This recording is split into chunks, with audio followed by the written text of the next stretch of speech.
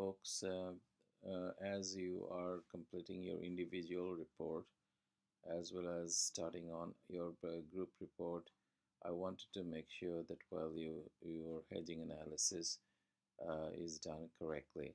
So I wanted to bring to your attention to this piece that I have put in on your module section. And so this is here that when you have a long spot and then you hedge with the short futures and you see you significantly lost it here. So one of the ways is that you have to check both necessary and sufficient condition. If the necessary condition is normal backwardation, which is short hedges dominate and you have F sub 0 less than EST, then you know it's a normal backwardation. And then of course you look at the basis. If it is downward sloping, then you do not hedge. Remember that you are dealing with very high risk class assets like futures and options and swaps, and so in that group you have to be very conservative. So only two places that you do not hedge is this one where you have normal backwardation with downward slopes, and then you do not hedge again when you have normal contango with upward slope. So these are the two cases you do not hedge. And also remember that MG made a mistake that they found out this is normal backwardation, and therefore they say, okay, that means you can go long. Yeah, that is okay. Interpretation is okay, but you have to also check the basis, whether that basis is with downward sloping. If that is such, then going long is a good idea.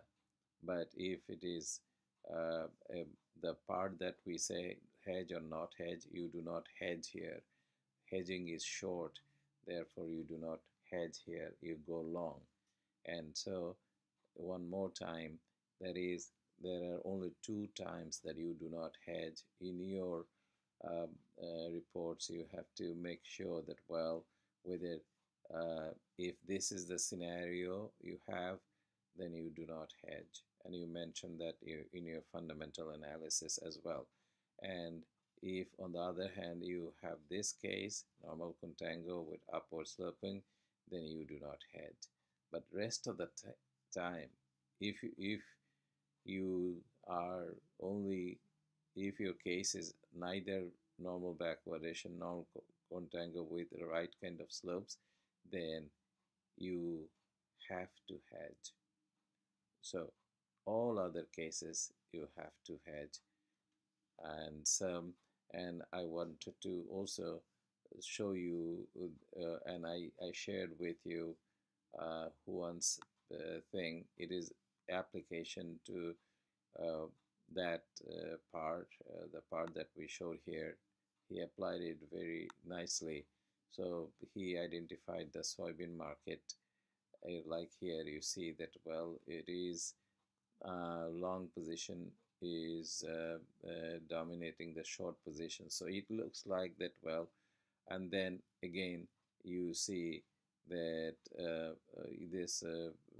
he has given some good logic that why F sub 0 should be greater than EST, and then you see that he applies that there is an oversupply, and therefore that will mean that EST will be lower.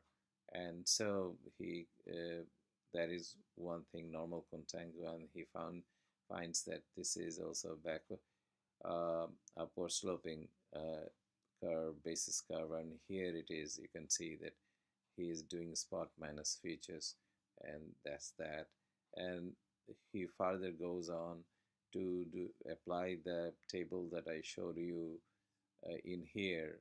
This table he applied there, and with those numbers, and then he concludes that hedging and unhedging, that is, instead of 891 you will pay, when you do not hedge you pay 889.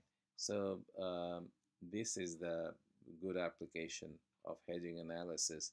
Again, in your uh, analysis, make sure that uh, whether you have normal backwardation, if it is, make sure that it is downward sloping only to conclude that you do not have to hedge.